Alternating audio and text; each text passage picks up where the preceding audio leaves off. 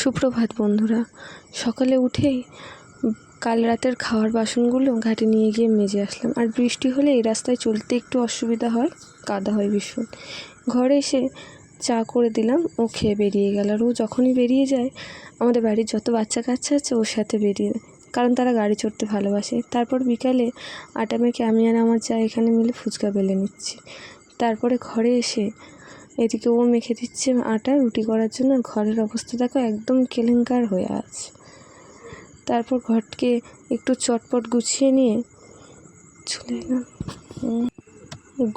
নিয়ে গ্যাস জ্বেলে এখানে কড়াই বসিয়ে দিয়েছি রুটি বেলার জন্য। দেখো, আমি একদিক থেকে ঘোরাচ্ছি আর আমার ছেলে ছড়াচ্ছে। আর ঘরে জামা কাপড়গুলো এরকমভাবে মেলে দিয়েছি। তারপর রাতের জন্য রুটি করে নিচ্ছি। আমার ভিডিওটি যদি ভালো লাগে একটি লাইক আর একটু সাবস্ক্রাইব করে যাবে, পাশে থাকবে।